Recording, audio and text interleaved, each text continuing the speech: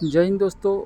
अभी जो सीआरपीएफ का रेडियो फिटर का एग्ज़ाम आया है, जो भी हमारे पेड सब्सक्राइबर है जो कि मास्टर ई बुक ख़रीदा है, ठीक है, ये वीडियो सिर्फ उनके लिए है, ठीक है ना। तो इस वीडियो में हम आपको बताएंगे कि जो मान चलिए हमारे पास में बहुत टाइम तो बचा नहीं है, एक प्रकार से देखें तो 1 महीने का टाइम है हमारे पास में तैयारी करने के लिए।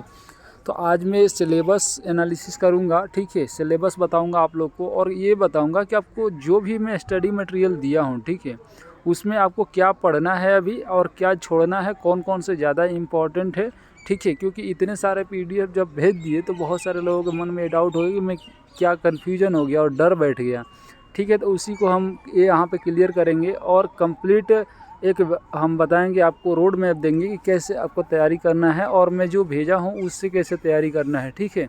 और ये वीडियो जो है ओनली हमारे पेड जो हैं मास्टर ई बुक लिए हैं उनके लिए ही है, क्योंकि इस वीडियो को हम पब्लिश नहीं करेंगे, सिर्फ अनलिस्टेड रखेंगे और लिंक भेजेंगे आप लोगों के पास में, तो ही आप देख सकते हैं, ठीक है। तो सबसे पहले मैं आपको बता दूं कि हमने सिलेबस आप लोगों को ऑलरेडी दिया है, लेकिन इस सिलेबस में कुछ अपडेट हम करना चाहते हैं, इसमें वो हम अपडेट अभी करेंगे, ठीक है। तो देखिए, हम सिलेबस समझा देते हैं, बहुत सारे लोगों को नहीं भी पता है, ठीक है। तो यहाँ पर हमारा सिलेबस जो है, देखिए यहाँ पर हम सिलेबस देख लेते हैं। फिजिक्स जो हमने केमिस्ट्री भी होता है, उससे फिजिक्स और केमिस्ट्री, हम केमिस्ट्री को बिल्कुल नेग्लिजिबल समझते हैं क्योंकि जो चैप्टर दिया है वो फिजिक्स में ही आता है, ठीक है। तो यहाँ फिजिक्स, मैथ, कंप्यूटर, इंग्लिश, इसका जो है 25 फिजिक्स का है, मैथ का 20 नंबर का पूछता है, कंप्यूटर का 30 नंबर का, और इंग्लिश जो है 25 नंबर का। टोटल 100 क्वेश्चन रहते हैं और 100 नंबर का रहते हैं। इंग्लिश आपको पता ही है रिटेन होता है, उसमें इंग्लिश पे बाद में जाएंगे, पहले तीन जो सब्जेक्ट है उसको कवर करते हैं, ठीक है। तो यहाँ पर देखिए सिलेबस जो है, फिजिक्स को अभी हम अच्छे से क्लियर कर देते हैं फिजिक्स के बारे में, ठीक है। तो यहाँ पर हमारे फिजिक्स में साफ साफ लिखा हुआ है जो alternating current, electricity, Ohm's law, Kirchhoff law, digital number system, logic gate. तो इसका हम सिलेबस में अपडेट करना चाहते हैं कुछ, ठीक है। जो कि इसके अपडेट हम इसलिए करना चाहते हैं कि जो एग्ज़ाम का हम देख रहे हैं, एग्ज़ाम में उस हिसाब से पूछेगा। और ये जो है चैप्टर जो हम आपको, देखिए अभी हाल ही दिनों में मैं कंटिन्यू वीडियो पोस्ट कर रहा हूँ यूट्यूब में, ठीक है। तो उस वीडियो में हम जो भी चैप्टर दे रहे हैं वो यही चैप्टर है। देखिए यहाँ पर हम सिलेबस आपको दिखाते हैं। यहाँ पर फिजिक्स का जो चैप्टर है, बेसिक ऑफ फिजिक्स मैटर, ठीक है, जो कि ये केमिस्ट्री जैसा भी लगता है और फिजिक्स का भी है, ठीक है। और fundamental of electricity, circuit analysis, magnetism, capacitor, alternating current, यहाँ तक तो हमने ऑलरेडी वीडियो दे रखी है, ठीक है, वीडियो भी दे रखी है। और हम इसका कंटिन्यू मतलब आप लोगों को पीडीएफ भी प्रोवाइड करने की कोशिश कर रहे हैं, लेकिन पीडीएफ हम उस हिसाब से नहीं दे पा रहे हैं, ठीक है, क्योंकि हमारे पास में अभी सिस्टम नहीं है। हम मोबाइल से भी सब कुछ दे रहे हैं क्योंकि टाइम भी नहीं है, और हम सिस्टम का इंतज़ार करेंगे तो दिक्कत हो जाएगा, हम थोड़ा इधर उधर हैं, है ना। तो अभी हम अपने प्लेस पे नहीं है, इस हिसाब से थोड़ा दिक्कत हो रहा। तो हम जो भी मटेरियल दे रहे हैं आप लोग को, स्टडी मटेरियल जो पीडीएफ फॉर्म में, उसमें अगर मान चलिए ऊपर नीचे हो जाता है, कहीं टेबल ब्रेक होता है, तो उसको नहीं ध्यान में रखना है। ज़्यादातर हम जो पढ़ा देते हैं वीडियो में, नहीं तो जो वो क्वेश्चन रहता है एमसीक्यू और कंसेप्ट रहता है वो तो साफ साफ ही दिखता है, उसमें कुछ ब्रेक नहीं है। तो उसको सिर्फ आप लोगों को पढ़ लेना है, ठीक है, प्रैक्टिस के लिए। बाकी तो वीडियो में ही आप लोगों को कवर हो जा रहा है। तो ये जो चैप्टर है हमारे फिजिक्स के है और इसमें कुछ ऐड करना चाहते हैं इसमें से, ठीक है। ये जो है हमारा सिलेबस, माने चलिए यहाँ पर जो नॉमरिकल्स वगैरह तो उसमें भी आ रहा है, लेकिन इसमें जो numerical based on Ohm's law, capacitance, Kirchhoff law, ठीक है। तो ये सिर्फ कुछ नहीं है, वो तो सेम ही सिलेबस में आ ही रहा है, इसमें भी आ ही रहा है ओम्स लॉ में, ठीक है। इसमें भी फंडामेंटल ऑफ इलेक्ट्रिसिटी में आ ही जा रहा है, सर्किट एनालिसिस में आ ही रहा है, ठीक है। तो यही मेन जो चैप्टर है जो फिजिक्स के हैं। तो यहाँ पर अब देखते हैं हम एक्चुअल में हमने जो स्टडी मटेरियल दिया उसमें आपको पढ़ना क्या है। तो हमने फिजिक्स के लिए आपको दे रखा है इतनी सारी मटेरियल, ठीक है।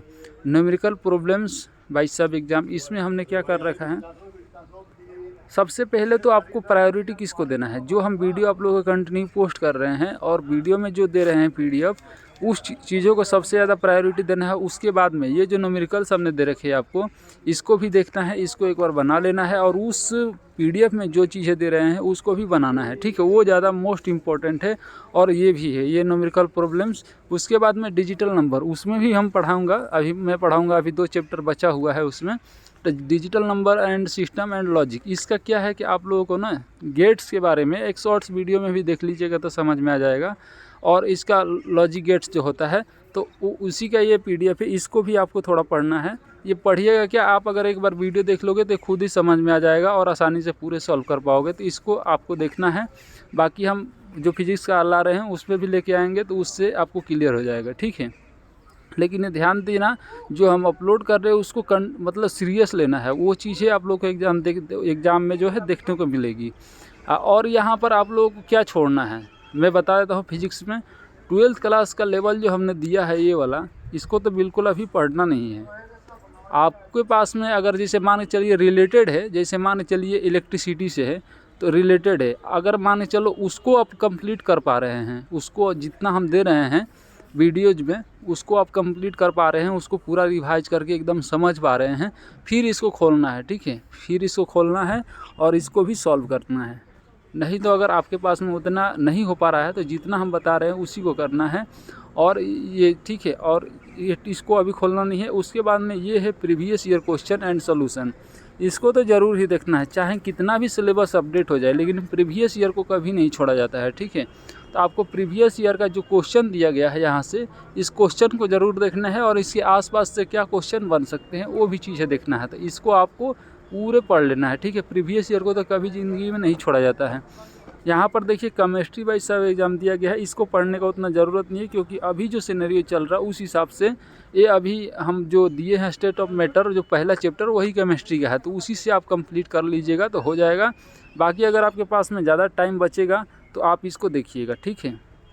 लेकिन अभी इसको नहीं देखना है। अगर आपका फर्स्ट वाला चैप्टर कंप्लीट हो जाता है फिजिक्स का मैटर वाला, ठीक है, बेसिक ऑफ फिजिक्स मैटर, तो उसको कंप्लीट हो जाने के बाद में इसको देखना है, ठीक है, अगर टाइम आपके पास में बचता है तो। नहीं तो इस केमिस्ट्री वाले पोर्शन को और ये जो है जहाँ पर क्या बोलते हैं 12th लेवल वाले को, इसको आपको अभी स्किप करना है थोड़ा सा, है ना। जब आपके पास में वो सारी चीज़ें जब हम प्रोवाइड करा रहे हैं कंटिन्यूस, अगर वो ख़त्म हो जाती है तो इसमें हाथ डालना है। नहीं तो सबसे पहले तो उसी को करना है, बाकी ये ऊपर वाला है, ठीक है। और यहाँ पर बता देता हूँ, यहाँ पर हमने और भी दे रखा है, यहाँ पर केमिस्ट्री के बाद में एक और फिजिक्स का, तो फिजिक्स फॉर सिग्नल स्टाफ। यहाँ पर देखिए ये जो है इसमें हमने बेसिक फिजिक्स जो कंपटीशन लेवल में पूछा जाता है वो वाली चीज़ है। तो इसको एक बार क्या करना है, इसको देख लेना है यहाँ पे, ठीक है। मतलब ये बहुत ही ज़्यादा हार्ड क्वेश्चन नहीं है, इसमें स्टेटमेंट बेस्ड क्वेश्चन है। तो यहाँ पर कौन कौन से चैप्टर को देखना है, इलेक्ट्रिसिटी एंड सर्किट जो है इससे देख लेना है, इलेक्ट्रोमैग्नेटिज्म से देख लेना है, इलेक्ट्रॉनिक से देख लेना है ना, और कम्युनिकेशन सिस्टम, और यहाँ पर मेजरमेंट एंड इंस्ट्रूमेंट जो है इससे देख लेना है। मतलब इस वाले जो है ना सेट्स को, इसको एक बार कंप्लीट कर लेना है। ये बहुत ही स्टेटमेंट बेस है और ये प्रीवियस ईयर पे, मतलब कि ये प्रीवियस ईयर पे सेट किया गया है इस पेपर को, तो इसको आपको देखना है। ये वाला, ये जो physics for signal staff by सब एग्ज़ाम है जो फिजिक्स के ऊपर में लिखा हुआ है, ठीक है, हाथ की अंगुली के ऊपर में, इसको देखना है। प्लस में आपको प्रीवियस ईयर वाले को देखना है। उसके बाद में ये जो digital number system logic gate, इसको एक बार यूट्यूब में वीडियो देख लीजिएगा ताकि आप लोगों को कंसेप्ट इसका क्लियर हो जाए। उसके बाद में इसको देखिएगा तो ये 0 बटा सन्नाटा है, कुछ नहीं है। उसके बाद में न्यूमेरिकल प्रॉब्लम्स बाय सब एग्ज़ाम जो है इसको देख लेना है। और जो मैं वीडियो दे रहा हूँ उसको सबसे फर्स्ट प्रायोरिटी देना है, उसमें सभी VVI हैं, जो भी मैं पढ़ा रहा हूँ VVI है एकदम, उसको देखना है। उसमें नॉमरिकल्स भी है, उसका तो एक एक क्वेश्चन जो है सॉल्व करना है आपको, एक क्वेश्चन भी उसमें नहीं छूटना चाहिए। तो ये हमारा रहा फिजिक्स का। फिजिक्स हमने तो क्लियर कर दिया। उसके बाद में हम चलते हैं यहाँ पर सिलेबस में चलते हैं और यहाँ पर मैथ देख लेते हैं। तो मैथ का देखिए, मैथ जो है, मैथ पे तो ज़्यादा मैं वो नहीं बोलूँगा, लेकिन ये जो है ना, इसमें जितने भी हमने दे रखा है इसमें कोई भी बदलाव नहीं है। कैलकुलस हो गया, सेट्स हो गया, जैसे कि पूरा पढ़ लीजिएगा, पैराबोला हो गया, प्रोबेबिलिटी हो गया, पोलिनोमियल हो गया, स्टैटिक्स हो गया, अलजेब्रिक एंड आइडेंटिटी हो गया, ठीक है, वहाँ पर नंबर सिस्टम हो गया। उसके बाद में हम देखते हैं कोऑर्डिनेट ज्योमेट्री है जो कि 12th लेवल का ही है, और time and work, LCM, HCF, profit and loss, और जो नंबर सिस्टम में आ जाता है कैलकुलेशन, ठीक है। इसको आप लोगों को देखना ही देखना है, मतलब इसका कॉन्सेप्ट आपको क्लियर करना है क्योंकि 12th लेवल से ही पूछेगा। और कोई ज़रूरी नहीं है, ये तो पूछता ही पूछता है, ऐसा नहीं है time and work, LCM, HCF, profit and loss question इससे भी रहेंगे, ठीक है, ऐसा नहीं कि सिर्फ इसी से रहेगा। और सिंपल कैलकुलेशन से भी क्वेश्चन रहेगा जो कि नंबर सिस्टम में आता है, ठीक है। तो ये मैथ का यही है, इस सिलेबस के अनुसार ही पूछेगा उसमें। तो मैथ का इसका करना है। तो हमने जो प्रोवाइड किया है आपको स्टडी मटेरियल, उसमें से आपको क्या पढ़ना है, यहाँ पर मैथ का देख लेते हैं। ठीक है, यहाँ पर देखिए मैथ का, यहाँ पर देखिए math arithmetic for signal exam. देखिए इसका क्या है, जो अर्थमेटिक वाला है, अगर मान के चलिए इसका अगर आपको कंसेप्ट पता है तो वो आराम से बन जाएगा। ये बहुत ही ज़्यादा प्रीवियस ईयर पे सेट है, तो इसको आप लोग को एक बार सॉल्व कर लेना है। बहुत ही ज़्यादा ईजी, बहुत ज़्यादा एडवांस नहीं है। ठीक है, आराम से सॉल्व हो जाएगा। इसको देखना है, ये वाला 32 पेज वाला है।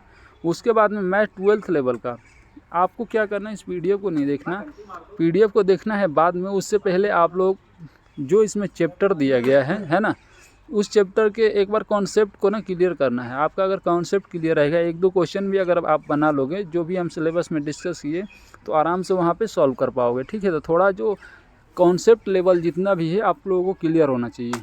उसके बाद में प्रीवियस ईयर, कभी भी बोल नहीं रहा हूँ कि प्रीवियस ईयर को तो कभी छोड़ना ही नहीं है। मैथ प्रीवियस ईयर क्वेश्चन जो होता है, इसको आप लोगों को क्लियर कर लेना है। ठीक है, ये जो है मैथ प्रीवियस ईयर क्वेश्चन, इसको आप लोगों को देख लेना है। ठीक है, उसके बाद में आ जाता है कंप्लीट मैथ 12th लेवल। ये जो है मान चलिए बहुत ज़्यादा टाइम है आपके पास में तब, लेकिन आपको क्या करना है कि इसको प्रैक्टिस के रूप में ले लेना है, प्रैक्टिस कर लेना है इससे। लेकिन आपको क्या करना है, यूट्यूब से देख करके आपको जो चैप्टर इसमें दिया गया है, जो सिलेबस में हमने बताया अभी मैथ का सिलेबस, इसका आपको कॉन्सेप्ट आपको क्लियर होना चाहिए। ठीक है, इस पर एक दो क्वेश्चन भी बना लोगे तो बहुत ही स्टैटिक बेस्ड क्वेश्चन देता है। 12th लेवल का पूरा एडवांस वाला क्वेश्चन नहीं देता यहाँ पर। 12th लेवल का क्या देता है, वो फार्मूला बेस, स्टैटिक बेस एकदम क्वेश्चन, लेकिन हम वहाँ पे फोकस ही नहीं करते। तो हमको लगता है कहाँ से क्वेश्चन पूछ दिया, एकदम एडवांस है क्या, है ना, ऐसा फील होता है। लेकिन ऐसा कुछ नहीं है, आपको पूरा कॉन्सेप्ट पता होना चाहिए जो हम सिलेबस में बताए हैं। ठीक है, तो इस सिलेबस को देख लीजिए एक बार, और इस सिलेबस को देख लीजिए, यही है जो कि मेन है। ठीक है, इसका आपको कॉन्सेप्ट जो है क्लियर होना चाहिए। और उसके लिए आप लोग देख सकते हैं यहाँ पर, जो यहाँ पर हमने मैथ के बारे में बताया है 12th वाला, 12th लेवल प्रैक्टिस सेट में, इसको भी आप एक बार सॉल्व कर सकते हैं, प्रैक्टिस कर सकते हैं। ये हमारा मैथ के क्लियर हो गया। उसके बाद में हमारा तीसरा नंबर क्वेश्चन जो आ जाता है, ये आ जाता है हमारा कंप्यूटर का। देखिए सबसे पहले कंप्यूटर का सबसे ज़्यादा ईजी है। ठीक है, सबसे ज़्यादा ईजी है। यहाँ पर देखिए एब्रीविएशन बाय सब एग्ज़ाम, इसको तो 100% पढ़ना ही पढ़ना है। ठीक है, और उसके बाद में आ जाता है ये इंग्लिश एब्रीविएशन जो पूछता है, ये कंप्यूटर के पार्ट है, लेकिन यहाँ पर इंग्लिश में हमने दिया है तो इंग्लिश को अभी स्किप करते हैं, यहाँ भी चलते हैं कंप्यूटर पे। ठीक है, ये जो है कंप्यूटर का। तो देखिए कंप्यूटर में हमने सबसे ज़्यादा आप लोगों को दिया है, इसमें मतलब क्या बोलते हैं, PDF दिया है, तो इसमें कंफ्यूज नहीं होना है। कंप्यूटर में आपको सिर्फ एक चीज़ पढ़ना है। यहाँ पर सबसे पहले यहाँ पर देखिए, ये जो है ना ऑब्जेक्टिव वाला 77 पेज का सब एग्ज़ाम कंप्यूटर, इसको खोलते हैं। ठीक है, और इसमें एक चीज़ छोड़ना है आपको, यहाँ पर डाटा कम्युनिकेशन जो है और डिजिटल प्रिंसिपल 19 और 20 नंबर जो है, ये आपको 19 और 20 नंबर जो है, ये लास्ट वाला छोड़ देना है, इसको नहीं पढ़ना है। सिर्फ कितना तक पढ़ना है, कंप्यूटर वायरस तक, कंप्यूटर वायरस तक पढ़ना है, 18 नंबर तक, 1 से लेकर के 18 तक पूरा रट जाइए। इसमें से क्वेश्चन आप लोगों को 100% देखने को मिलेगा। और यहाँ पर अगर आपके पास में ये पूरे पहले से रट रखे हैं, पूरा याद कर रखे हैं, चाहे नहीं भी पढ़े हैं, आपने अभी पढ़ रहे हैं, और उसके बाद भी अगर आप कुछ देखना चाहते हैं, तो ये जो है हमारा PPT है, इसको नहीं देखना है अभी, बेफालतू का चीज़ है, टाइम नहीं है उतना। जब आप एक चैप्टर को पूरा कंप्लीट कर लेते हैं ऑब्जेक्टिव, उसको एकदम माइंड में बिठा लेते हैं, उसके बाद इसको देखना है। मैं बताता हूँ किस चीज़ को। यहाँ पर एक PPT है सिंगल पे। ठीक है, सेलो का प्रेजेंटेशन आपको देख लेना है एक बार समझने के लिए, क्योंकि सेलो से क्वेश्चन आते हैं बहुत सारा। बेसिक कंप्यूटर का अगर आपको ज़्यादा ही चुल मच रहा होगा तो फिर पढ़िएगा, नहीं तो मैं बता रहा हूँ जो 77 पेज वाला ऑब्जेक्टिव है उसको ज़्यादा पढ़ना है। ठीक है, सेलो से जहाँ दिख रहा है सेलो मॉडल वाला, इसको पढ़ लेना है आपको एक बार कि समझ में आ जाए आपको। और नहीं भी आएगा तो सेलो पे उसमें क्वेश्चन है, रट लीजिएगा तो भी काम चल जाएगा। ठीक है, और मैंने ऑलरेडी वीडियोज भी सेलो पे अपलोड कर दिया है, उसमें भी मैंने आप लोगों को समझाया है, तो उसको भी एक बार देख लीजिएगा तो हो जाएगा। ठीक है, कंप्यूटर का तो मैं A to Z series he upload कर दिया है, वहाँ से भी आप पढ़ सकते हैं अगर PDF नहीं पढ़ने का मन करेगा तो। और यहाँ पर देखिए, यहाँ पर बताता हूँ मैं, basic computer operating system. Computer का आपको सिर्फ और सिर्फ क्या करना है, ये सब बाद में पढ़ना है। ये जितने PDF दिए हैं ना, ये जैसे बहुत टाइम रहता है तो कॉन्सेप्ट क्लियर करने के लिए होता है। लेकिन आपको सबसे पहले ये जो है इस पीडीएफ को आपको पूरा रट जाना है, जो कि 2 चीज़ें मैं बताया, 18 तक पढ़ना, 1 से लेकर 18 चैप्टर तक, ठीक है। हो सके तो इसको प्रिंट भी करा लीजिएगा, आपको जब अंदर भी काम देगा, ठीक है, ऐसा नहीं है। उसके बाद में आ जाते हैं हम प्रैक्टिस सेट पे। प्रैक्टिस सेट जो है, ये जो है प्रैक्टिस सेट प्रीवियस ईयर के क्वेश्चन पे बेस है, पूरा प्रीवियस ईयर का ही क्वेश्चन है इसमें, तो इसको ज़रूर ही बनाना है, एक बार तो देखना ही देखना है। कुछ नहीं है इसमें, कुछ भी नहीं है, इसका क्वेश्चन पूरा देख लेना है, आपको क्वेश्चन पूरा सॉल्व कर लेना है, ठीक है, रट जाना है इसको ये, क्योंकि प्रैक्टिस सेट जो है प्रीवियस ईयर का है। उसके बाद में previous year question paper for ROBC, ठीक है। तो ये जो है प्रीवियस ईयर क्वेश्चन पेपर भी है, आप इसको क्या करना है, देखो बहुत सारे लोग क्या करते हैं कि इसका आंसर नहीं है, तो ये नहीं है, तो वो नहीं है। आपको क्वेश्चन है ना, क्वेश्चन है तो बहुत कुछ है, आपको कुछ नहीं करना, इसका स्क्रीनशॉट मार करके चैट जीपीटी में डाल देना है। चैट जीपीटी में डालोगे ऑटोमेटिक उसका आंसर निकाल के दे देगा और समझा भी देगा अगर नहीं समझ में आएगा तो, ठीक है। तो यहाँ पर देखो प्रीवियस ईयर क्वेश्चन पेपर को भी सॉल्व कर लेना है A to Z, ठीक है। और यहाँ पर देखिए ये जो है सीआरपीएफ रेडियो ऑपरेटर का जो एग्ज़ाम हुआ था 2025 में 15 दिसंबर को, वो वाला जो है ये क्वेश्चन पेपर है, उसके मॉडल पे बेस से, कहने का मतलब कि हमने सभी स्टूडेंट से फीडबैक लिया था, एक एक क्वेश्चन लिए थे और उस हिसाब से उस क्वेश्चन को जोड़ जोड़ करके हमने बनाया। और जो चीज़ें कमी थी, है ना, जो चीज़ें कम थी उसमें हम उस चीज़ों को खुद से जोड़े उस बेस पे, है ना। तो कम से कम 70% क्वेश्चन इसमें एज इट इज़ है जो एग्ज़ाम में आए थे। हो सकता है कुछ 5-10 आगे पीछे हो, लेकिन ऐसे ही है, सब क्वेश्चन दिए गए हैं स्टूडेंट के द्वारा, वही हमने इसमें ऐड किया। तो इसको भी देख लेना है, एक बार सॉल्व कर लेना है, क्योंकि रिवाइज भी हो जाता है। मान चलो उस पर पूछा है वही क्वेश्चन इसमें भी आ सकता है, ठीक है। और अब उसके बाद में हमारे पास पे रहा, हमारे पास पे एक ये जो है ऐसे का अभी मैंने खुद ही बना के दिया कि ऐसे राइटिंग कैसे करना है, तो इसको तो पढ़ ही लिए होंगे। उसके बाद में हम देखते हैं कौन सा हमारा बचा था, इंग्लिश बचा था, तो इंग्लिश के बारे में हम देख लेते हैं। इंग्लिश में क्या है, पैसेज है, आप लोगों को 5 नंबर का पैसेज पूछेगा, 5 नंबर का पैसेज पूछेगा, ठीक है। पैसेज का कुछ मैं फॉर्मेट दिया हूँ इसमें, इंग्लिश देख लेते हैं यहाँ पर।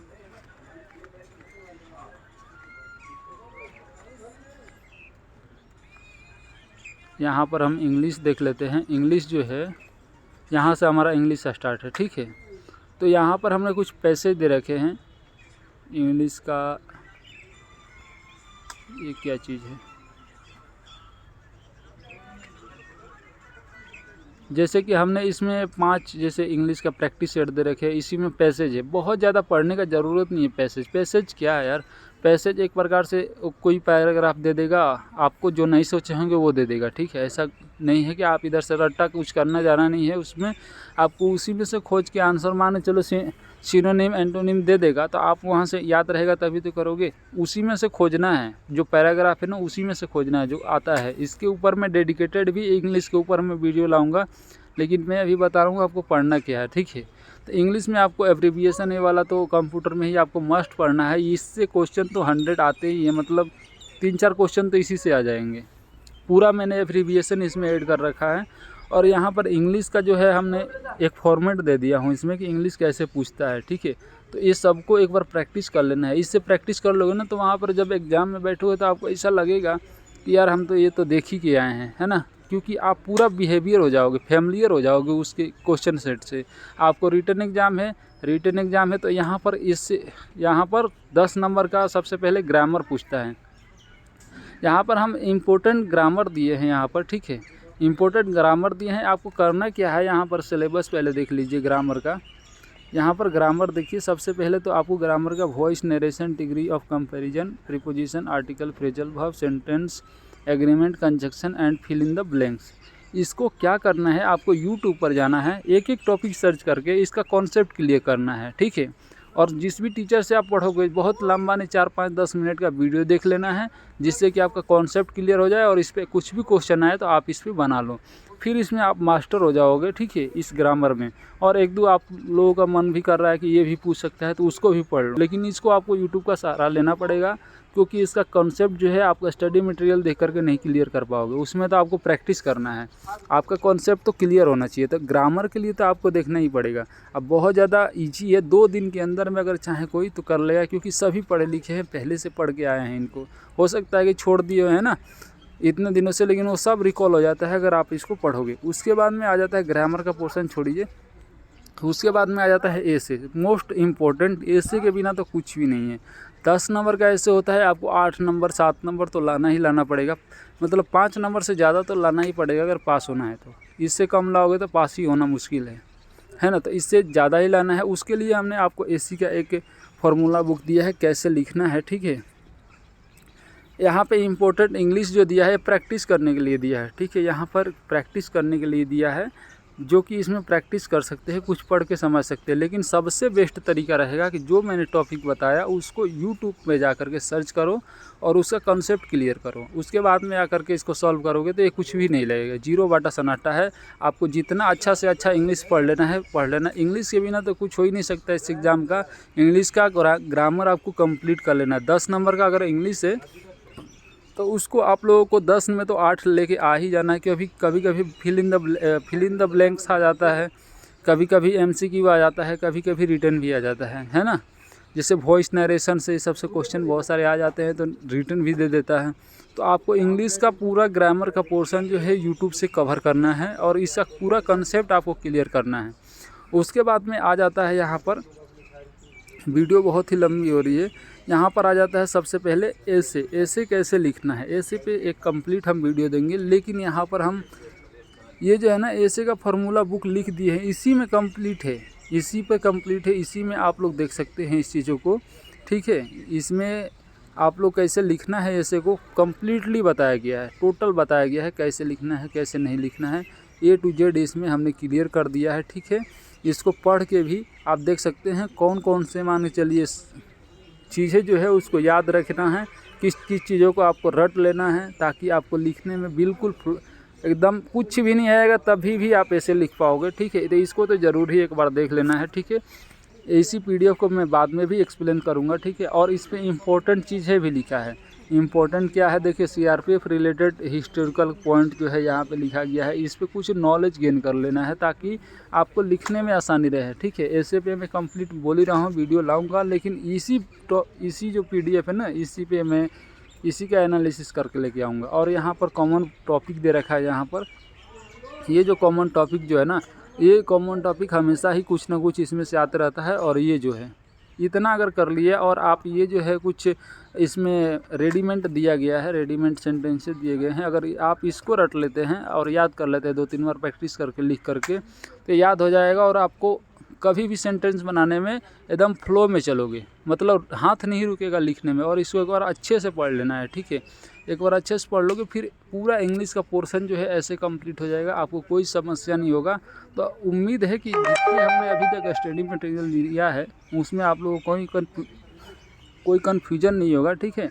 और कोई कन्फ्यूजन होता है तो आप हमसे पूछ सकते हैं। और हमने हाल ही में दिया था सेमीकंडक्टर इलेक्ट्रॉनिक्स से कुछ ऑब्जेक्टिव एंड सब्जेक्टिव क्वेश्चन, उम्मीद है इसको आप लोग कंप्लीट कर लिए होंगे। अभी मैं जो भी दे रहा हूँ उस चीज़ को कंप्लीट कीजिए, और ख़ास करके फिजिक्स का जो चीज़ें दे रहा हूँ उसको तो कंप्लीट करना ही करना है, वो 100%, क्योंकि उससे क्वेश्चन 100% देखने को मिलेगा, ठीक है।